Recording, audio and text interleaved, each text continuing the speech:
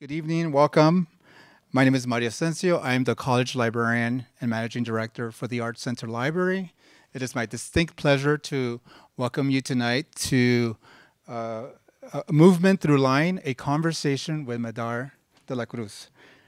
Tonight's program is part of Identificar X, which is an exhibition and programming that celebrates ArtCenter's Latinx alumni.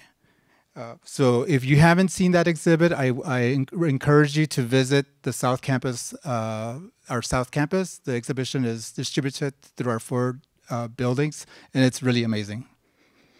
Let's see. The ArtCenter Library is honored to present an evening with Pulitzer Prize-winning illustrator Medar de la Cruz. I'd like to acknowledge the presence of the board. I know you had a busy day today at South Campus, but thank you for making time to be here today. I want to especially acknowledge Bruce Haven, who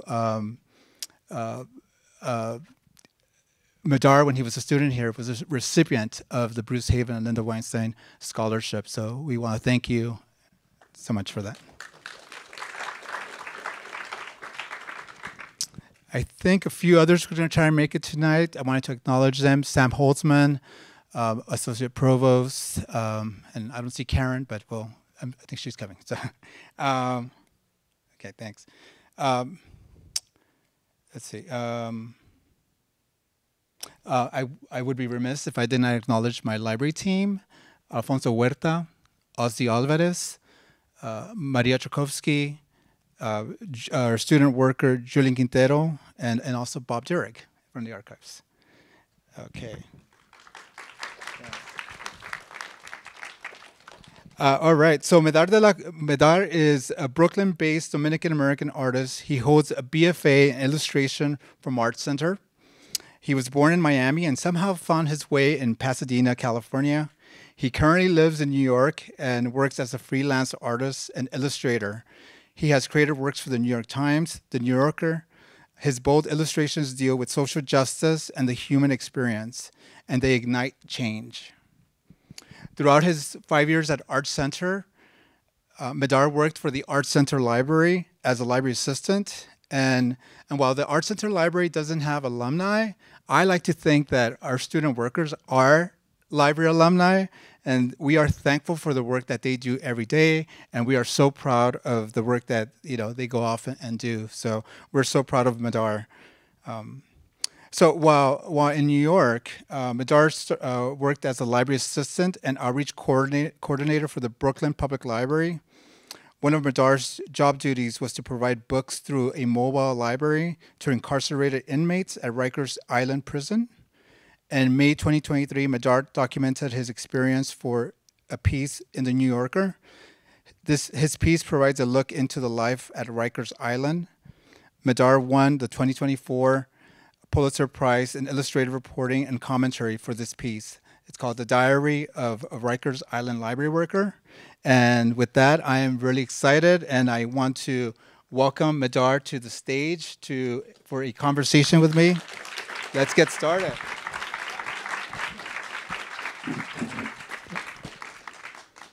All right. So, Medar, we're going to have a conversation, like 35, 40 minutes, and then we're going to open it to the public for a Q&A. And this is being recorded. And what else? I think there's a class at 7 p.m., but we might have to scoot out of here at 6:59. So please turn off your cell phones if they're on. Thank you. All right. So Medar, it was exciting to see you in the library earlier today. How does it feel to be back? How on campus after? I mean, it feels great, and thank you all for coming out today, and thank you for putting this together. Yeah, it's kind of surreal to be back. It's been a long time. All right. Can you talk about how ArtCenter shaped your development as an illustrator, and how did you find yourself in Pasadena from Miami? I came here to go to ArtCenter, and the way that it shaped my career or myself as an illustrator was a lot of the friends that I'm looking at right now, a lot of, they're out here supporting me right now. They were supporting me while I was a student, and they inspired me quite a bit.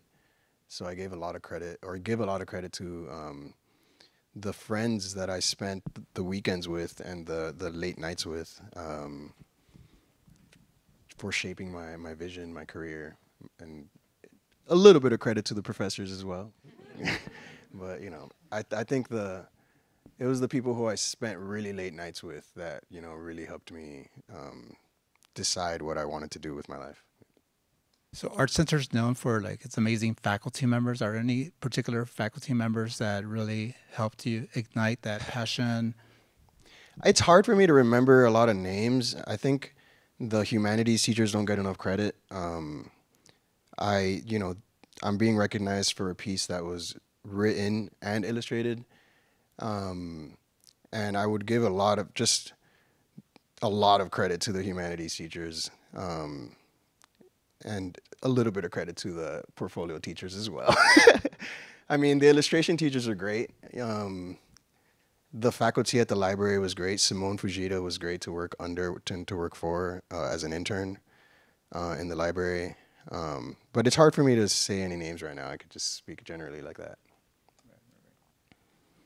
So about the ArtCenter Library, are there things, earlier you were talking to a student about, your work with the library, and how that impacted you. Can you talk a little bit about that before we move on to your technique and style? Yeah, I was describing it as a hack, it was like a way that I could get access to resources that I felt that some people overlooked, perhaps, maybe being too caught up with doing their work, and some people I don't think spend enough time at the library. There was friends here that I would see who would return certain books, so I would be like, all right, let me check that book out. And I don't know, I just stayed in certain sections, shelving specific sections that I wanted to be around and in, I would often be told like, hey, you gotta, go over there, put stuff away over here. But I would often be hiding between shelves, just like reading comics. But it was really important for me. And when I graduated, it was the only thing on my resume, because I couldn't get a job as an illustrator. That's not like something that you can get a job for. So it was huge for me to have like the opportunity to continue working in libraries after. So. For a lot of students, especially as our student population gets younger and younger, the library is like their first job ever. So it's really interesting that we're teaching like a work ethic, something that they're getting in the classroom, but they get a different type of like experience working for us. So I really do feel like you are part of our library alumni. So how did you end up at the Brooklyn Public Library, or how did you end up in New York and there? I ended up in New York. I was visiting my sister. I didn't know I was going to stay there. I liked it a lot, and I stayed on my sister's couch for a long time, and then I was just like, I don't want to leave. And so I was there. I graduated in spring, and I showed up on her couch in July, and I started applying for jobs before the fall or something. And it took a while before I started working in libraries. Like my first job was like delivering food, and then I started working at an art store. Then I got a job in the Bronx at the New York Public Library. And then I stayed there for 2.5 years. Very regular library type job where I was doing a little bit of everything. I did teach computer classes in Spanish, and hosted a couple workshops. And I got the opportunity sometimes to draw on the job, like whatever, the calendar or some posters and stuff like that, when I got lucky. But more often than not, I was like on the desk. Then I got a job in marketing that I kept for about a year during the pandemic, and then I was unemployed for a year, and I was looking for work, and I applied to several jobs, and I saw the opportunity to work in the outreach department providing services at Rikers. And that was the one cover letter that I wrote that I was like, this is not going to be a generic cover letter, you know? And at that time I really wanted a job, and I wrote a cover letter that I felt like I put, like I wrote it with emotion in a way. I wrote it like, this is a job that would mean a lot to me. And I think they told me like that cover letter was what got you the job, I think, you know. It's interesting because your work deals with social justice, and I feel that libraries.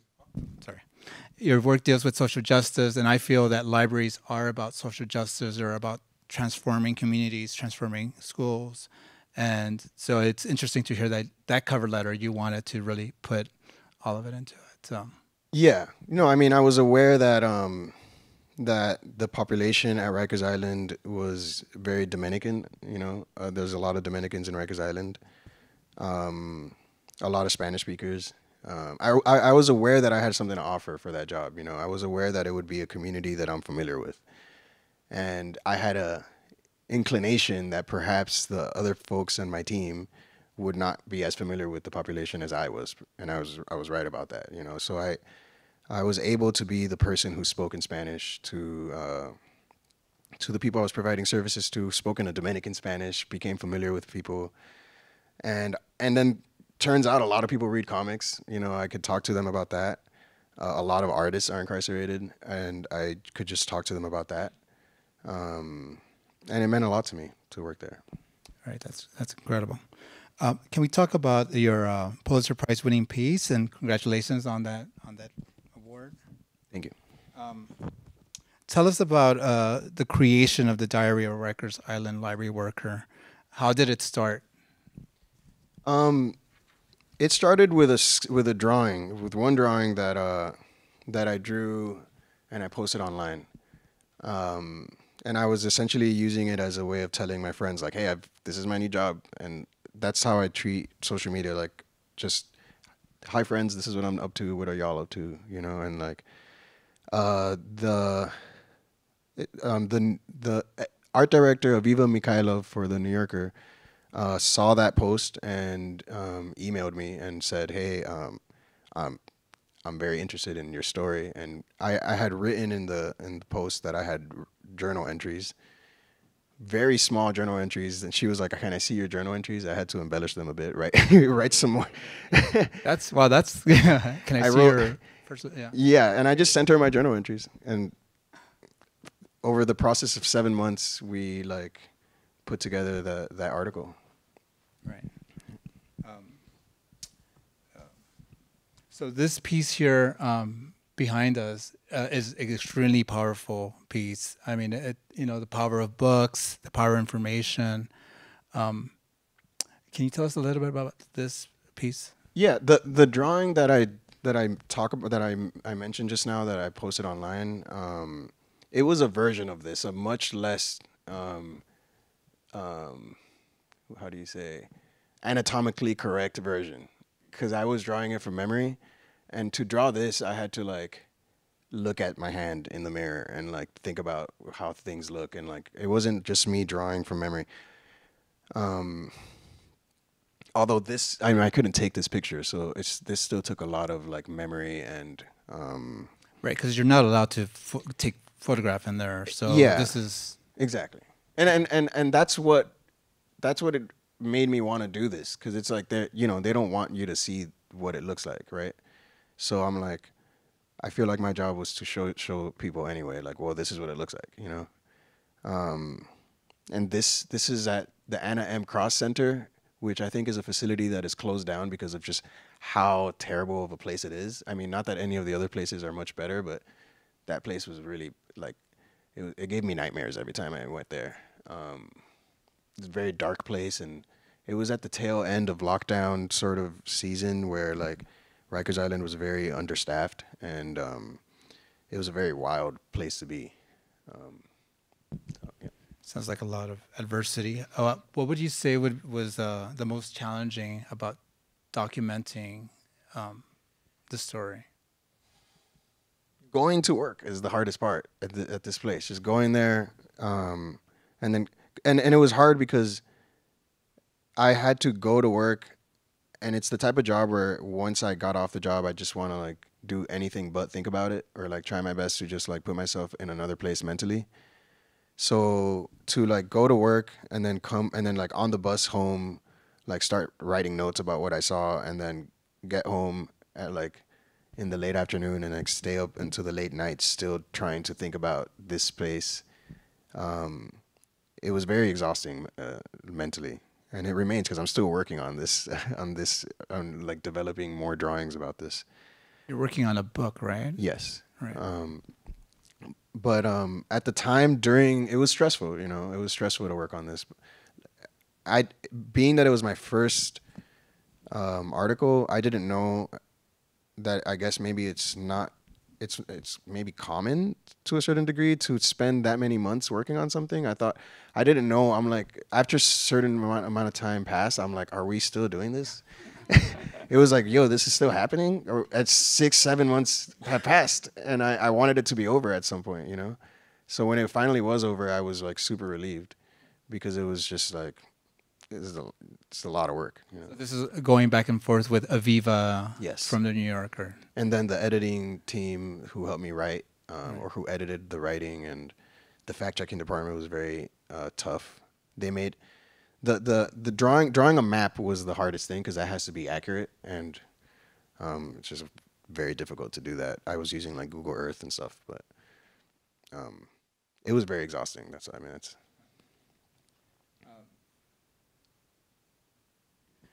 Why was it important for you to capture your subjects and their interactions with books and library workers?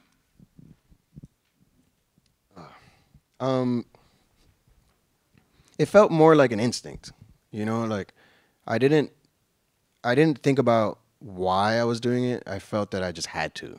And even if I didn't get this article, I was already drawing, because I felt like, I feel like, you know, there's a movement that has been going on for decades, I think, to close Rikers. And I believe that Rikers should be closed.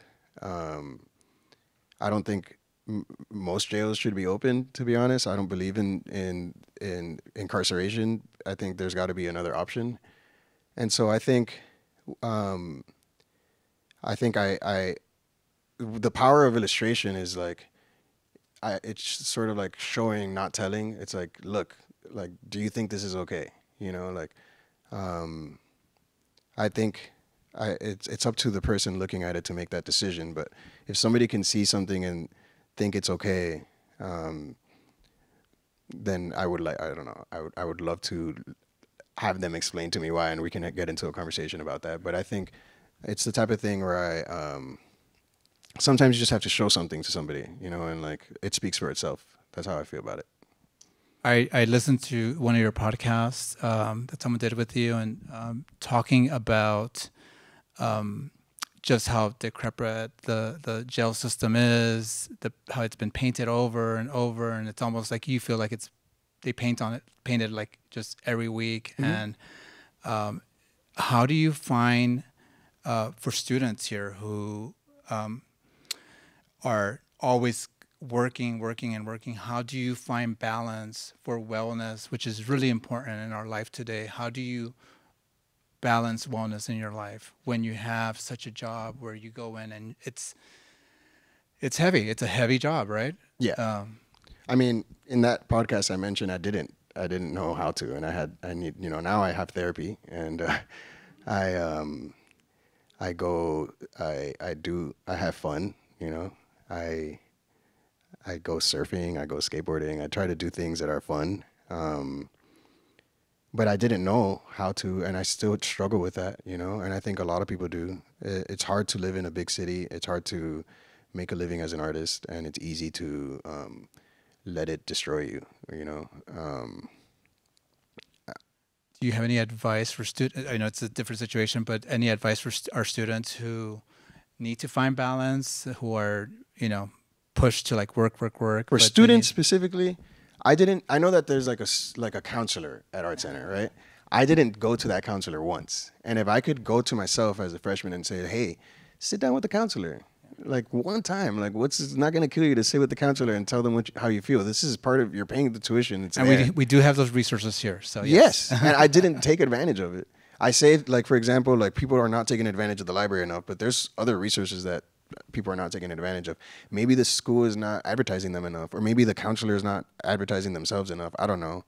But it probably would have been very helpful for me to sit with a counselor as a student, because I had a tough time as a student here. And that's, have fun. I don't know, like relax a little bit. It's going to be intense, but I think that it doesn't have to be toxic either. You chose a creative path. It should be something that you enjoy doing. We have this second image here. Oh, thank you. We have this second image here. I guess it's you listening to the radio and maybe looking for news on your phone. Can you tell us about what's going on in this image? Yeah, and I just kind of described it, but this is a Sony FM. If you don't have a Sony FM, get yourself a radio. There's like the NPR. I don't know. That's listening to Brian Lair at 10 a.m. That's cool. The radio. I don't know. I really like I really like having a radio, not just for the news, for the music too. At the time, and still to this day, at least once a week, there's like, so and so died on Rikers Island. So and so was murdered at Rikers Island, etc. And this time, I was working there when like there was like a record for how many people died at Rikers in what a small amount of time. And I'm like listening to the news, and I'm like, all right, well, I gotta go there now, And it was like that was always in the air. Yeah.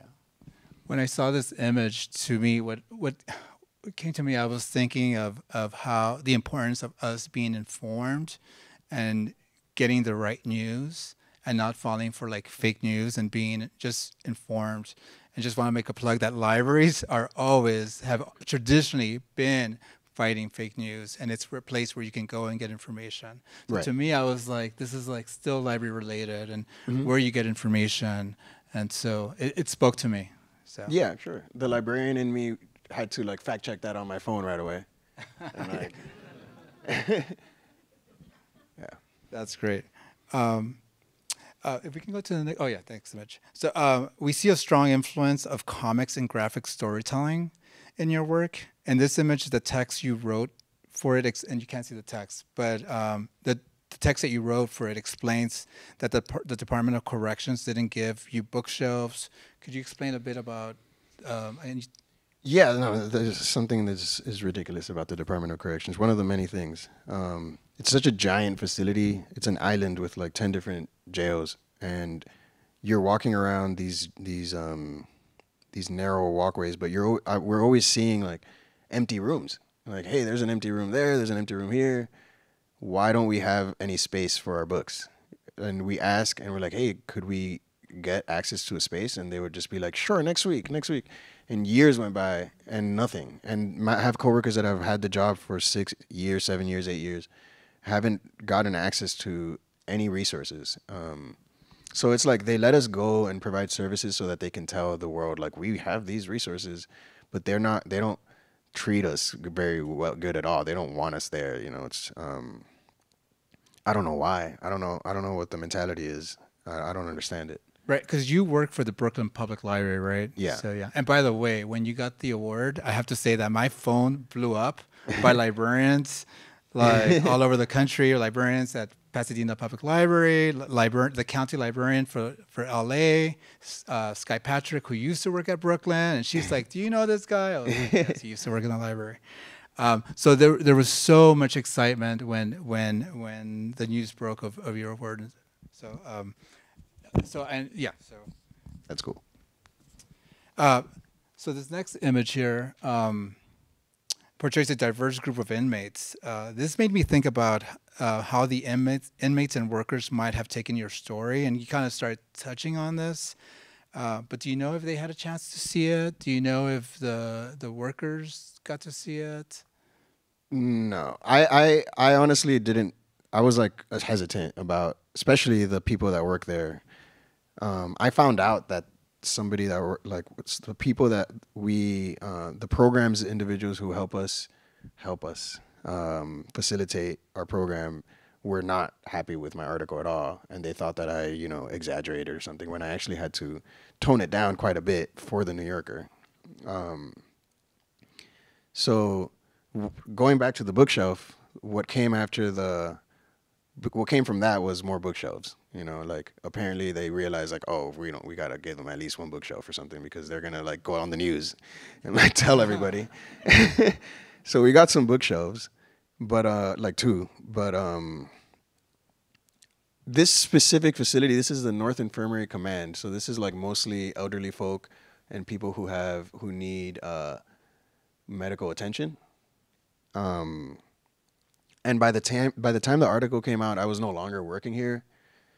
I moved around to several facilities because our library team was so small, and we essentially would move to the facilities that we felt that the programs people cared a little bit more. And we're like, well, here they're not like even giving us any bookshelves, so we should go over there where at least we have some bookshelves.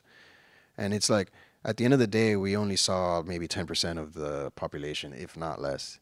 There's thousands of people on that island, and there's only like 4 librarians going in our team. There is a team for the Queens Public Library that is even less, like maybe a team of 3, and a team for the New York Public Library, which is like, the New York Public Library is like the Manhattan branches, and they got a lot more money than Brooklyn, and they have a bigger team and bookshelves and like access to like they have like a real library in the women's facility. But that wasn't. Are you aware of if the books are actually making an impact on people's lives? Oh yeah, I mean, can you talk a little bit about that?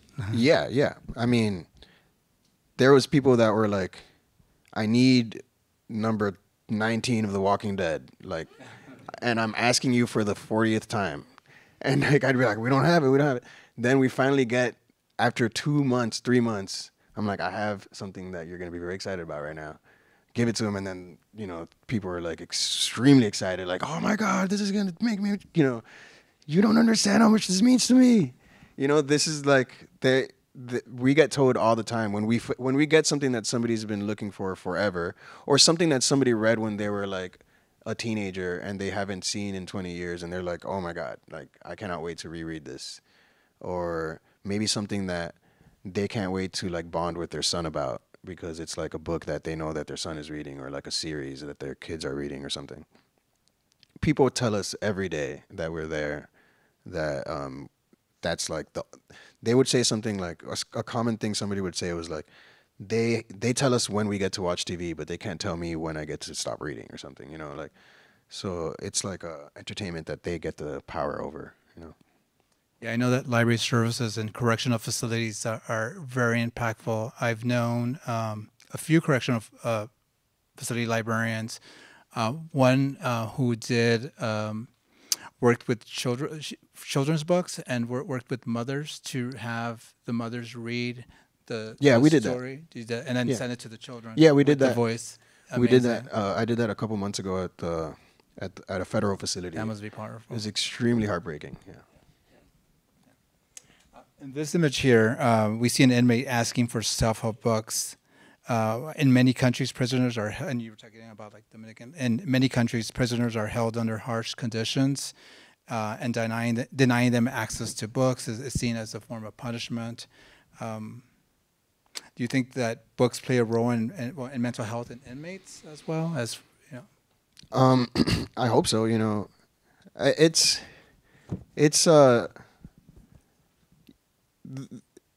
I don't think the space should exist, So I don't think that the book is making that big of a difference. They're still in a space where no matter what you give them, they're still there.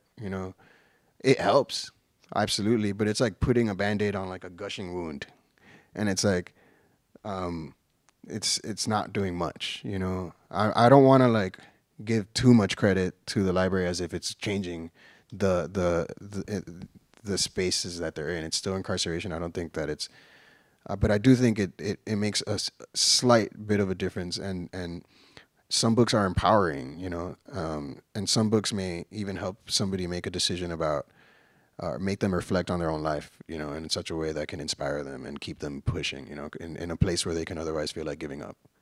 Yeah, but I think some books like the Walking Dead, many of our students will go off and do illustrated books, and those books are still inspiring, taking kids from, like, I grew up in the inner city of LA. For me, the library was a sanctuary where I could go and read a book and be, in a different city. And I'm sure it's doing the same thing for inmates as well. And just taking them and just letting them forget that they're there for. Yeah, yeah. I mean, these are incarcerated people that are just the same as anybody else. And oftentimes, like, people ask me, like, what type of books do these people read? And I'm like, they're just people, just like you and me. They're going to read specific books. They're not different, like, there are types of books that are popular, perhaps because they expect them to be popular. I have a whole debate with my coworkers about this all the time, about urban fiction, for example, and how popular urban fiction is in Rikers Island. But I think it's like a matter of also, I advocated a lot for bringing in other types of books, like, hey, I know you want to read number 6 of this series or whatever, but have you tried this? Have you ever heard of this person? And what it does is it gives them something to look forward to. Like, our services are not just the books themselves, but the librarian pushing the book. And what's the weather like out there? Like, we talk to them, we have conversations with them, and that's what I think libraries should be credited for. Not just the books, but the people who work for them.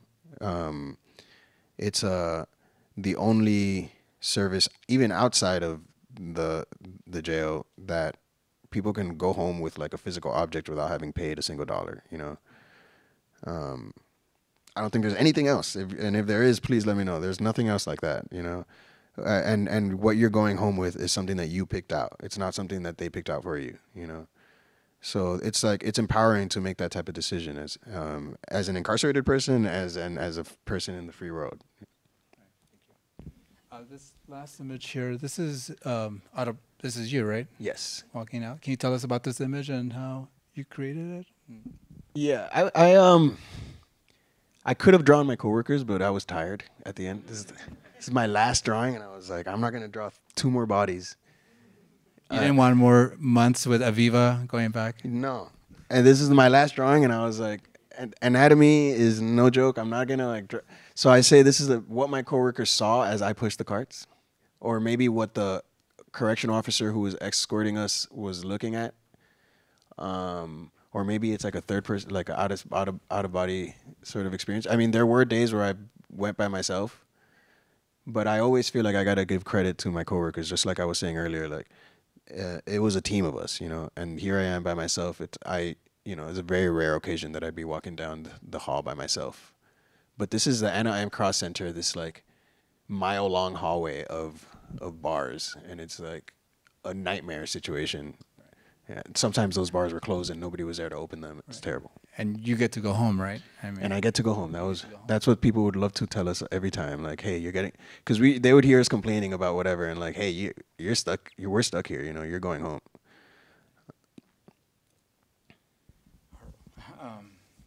So we're at about 35 after, and I know that many of you may have questions, and I want to maybe open up the floor for questions. There's a microphone on the side over there.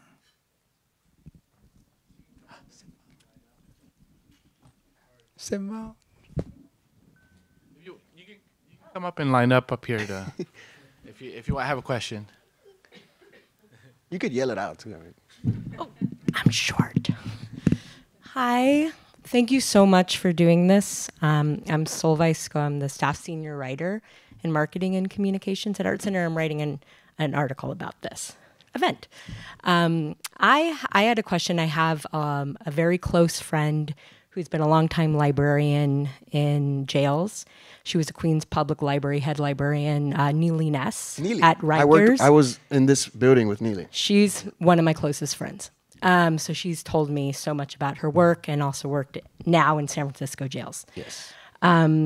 Tell me about what brought you to want to do this. You talked about an emotional letter you wrote, but what actually brought you to this point of wanting to do this job? And secondly, second question is what has the timeline been like and process of trying to create a book out of this, and the challenges and the rewarding part of that. And congratulations on the Pulitzer, because that's huge. So thank you. I mean, it's kind of embarrassing, but I spent a couple nights in jail in New York, and I remember the DA, the district attorney or something, was like, sent me an email one day knowing that I was an artist, and it was like an opportunity to work with like youth that are coming out of jail, right? And I almost broke down in tears when I saw that, because I felt like all of a sudden, like, oh, I can turn that terrible experience into something, you know? And that's what I wrote in my cover letter. I opened up about that in my cover letter. Now, only a couple nights, you know? It's not like, these people are spending sometimes years, and, you know, this is jail. This is different from a federal facility, but you know, I have trouble sometimes saying that, especially in front of a big crowd. But that experience made me, like, when you're sitting there and you're like, this place exists. Like, this is a terrible place, you know? This person is over here screaming for medical attention and he's not getting it. There's this bathroom is, the toilet's not flushing, you know? Like, it's just like so many things about this experience that you're like, this is how people in the best city in America, New York City, are treated? Like, really? In the best country in the world, supposedly? Like, really, this is how people are treated? That's what pushed me to it. Not to mention, I'm a person of color, and, like, sometimes, like, I'd go in this, you know, all the time, 99% of the people are people of color, you know? And I feel like I'm trying to do something for people who look like me, you know? That's what inspired me to seek this out, and with...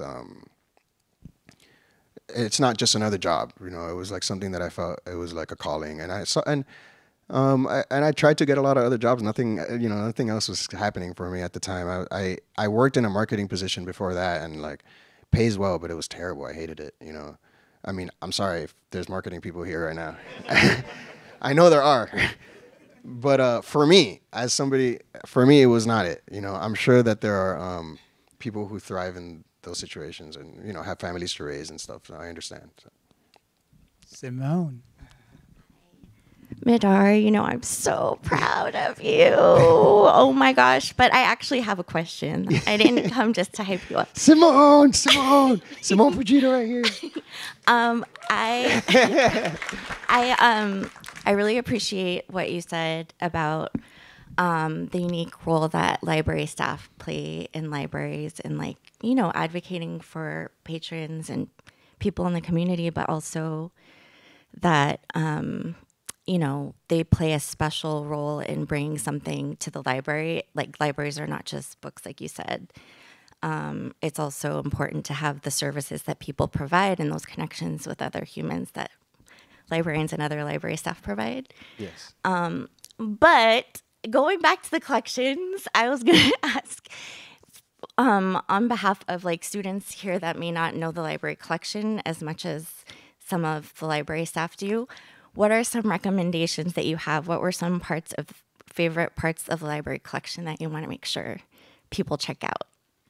The magazine section. I would go through every section. I don't know. I mean, I was really stuck in there's like a whole graffiti section. There's the photography section is great. The zine section? The zine is great. How could I forget? Which you put together, I was saying. Yeah. Zine section? The zine section is the only section in the library where current students have their work in the library. You know, that's huge, huge. Forever. I mean, apparently I saw some of the zines that I did on the table now, and I was like, it's still in good condition too. And it's like, I don't know if many people have checked it out, but they was there. Hopefully it stays there forever, I hope. Thank you. No, you could talk about other sections. I just had to make a plug. The zine section. Even though I don't work I there feel anymore. terrible that I forgot that. I mean, it was there. It was only there for like the last year that I was there, right? Like, I feel like it grew, but I feel like you put it together like around the tail end of my time being there. But you did a lot of work to promote. I helped with that, yes. Yes. And I helped the zine workshops that we worked on together were the best. I modeled a lot of my career after that in a way. Like even as a student, I went ahead with Joya. I don't know if Joya's around, but we hosted some zine workshops. I hosted a zine workshop at the La Pintoresca branch. And I basically copied exactly the same workshop that was happening, but I did it on, it was great. You guys did a great job. So Medar, I hope you know that you were part of the library's ArtCenter's first Institute and Museum Library Service grant. I think that grant was for about $25,000, and Simone helped to do that. Fabulous, Simone, thank you. But as a result from that, we've actually had two following grants. The last one being just under $200,000. So it's our largest federal competitive grant that ArtCenter has ever received. And it really goes to that first one because they're looking at, the reputation, can you do it? And so that first grant that you were a part of really helped us get that bigger grant. I'm so glad. Yeah.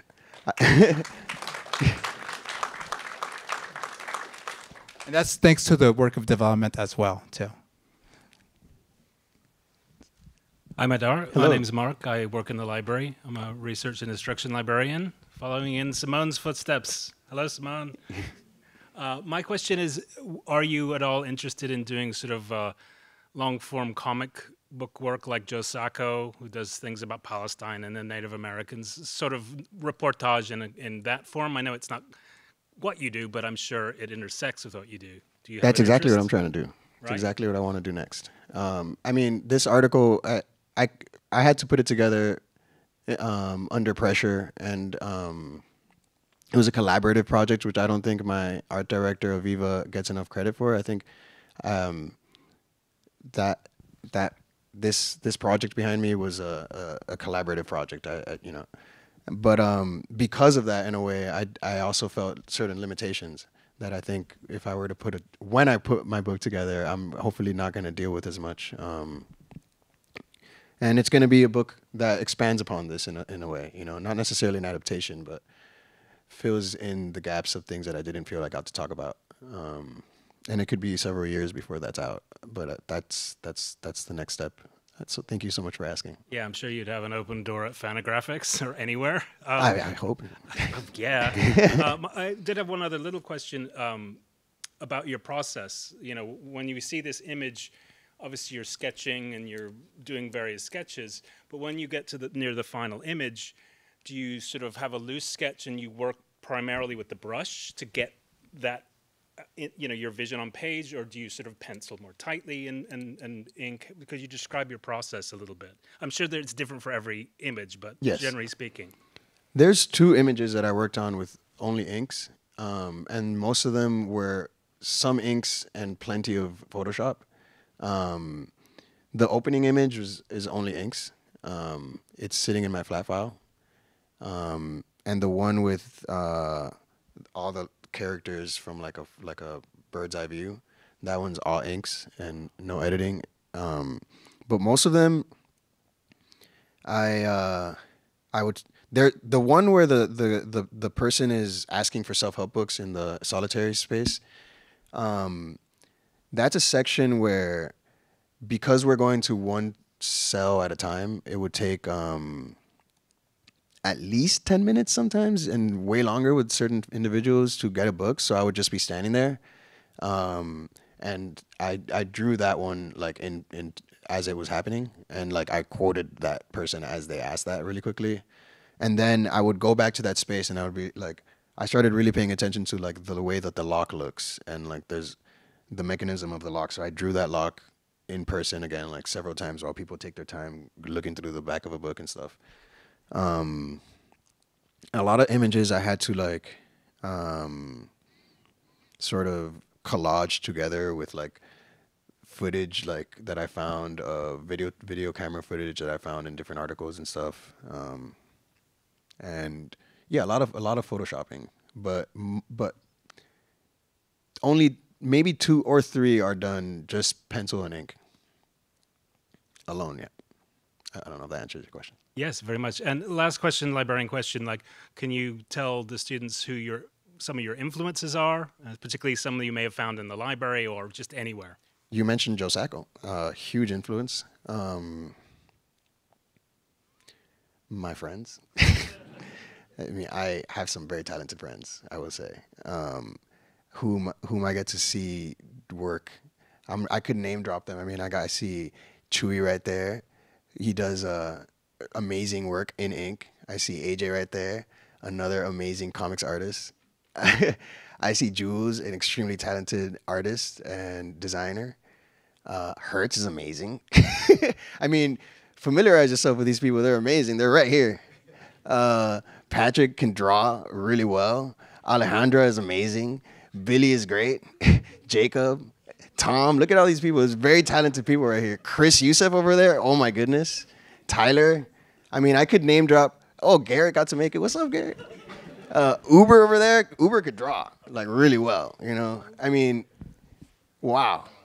I could name drop people who have already gotten their flowers and are already famous, but I happen to be like surrounded by extremely talented people, and they kept me up at night feeling that I needed to make my drawing a little better, because I knew that when my article was ready and done, these are the first people that are going to see it. And they just are so good that it's like I'm almost like driven by envy. Like, I need to be a little better. Like, my friends are so good, you know. And they're also so supportive. I can't believe they're all here. So I, you know, my heart right now is huge. And I love you all so much. This is great. As I look in the audience, it's like, oh, it's a mini library reunion too. It's like, yes, people I haven't seen in a long time. Welcome. Any other questions? We still have a little bit more time.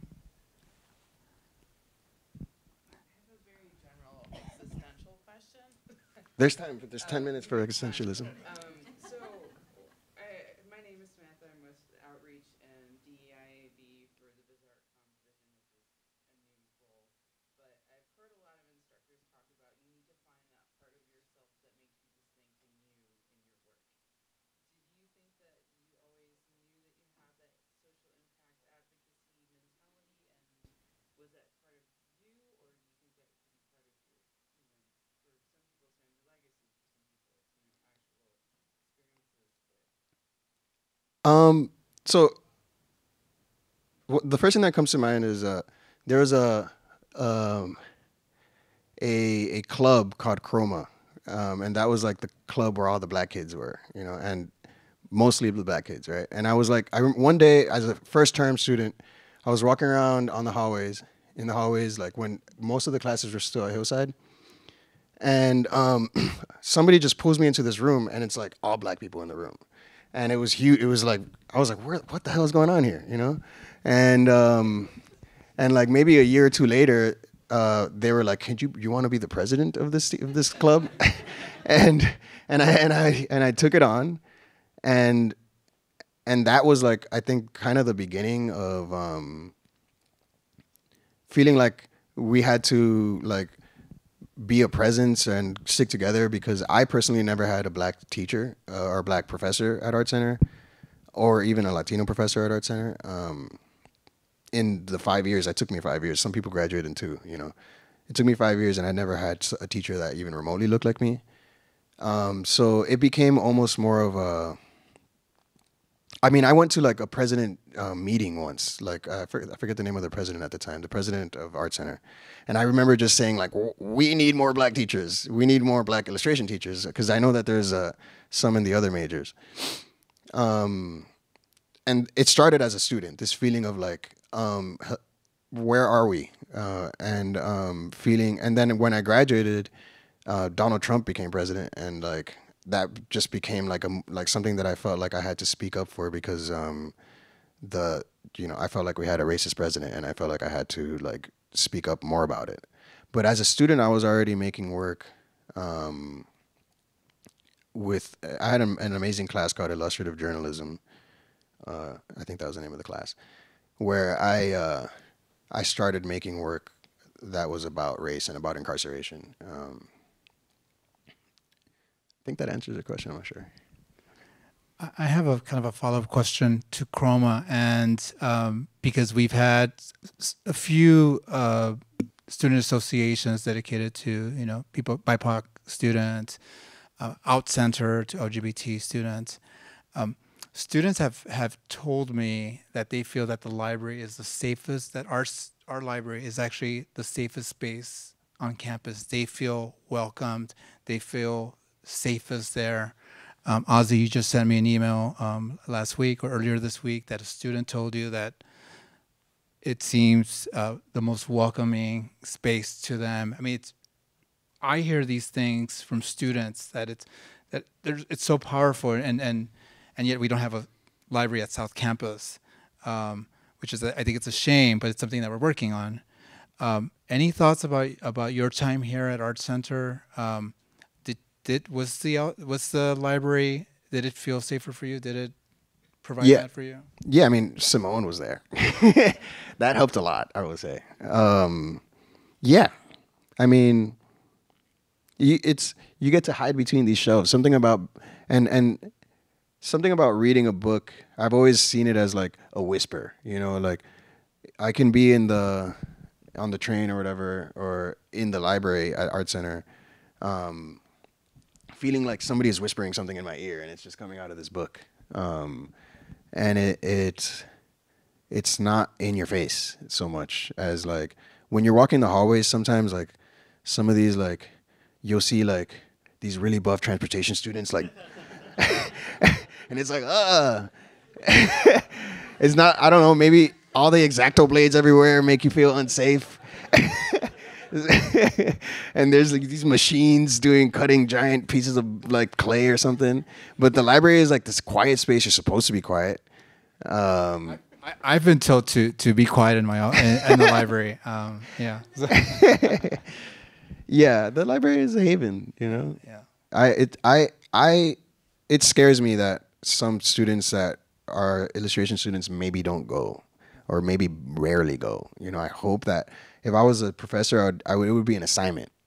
Find this book on this subject and bring it back. We're trying to do more of that. So yeah, that would be great.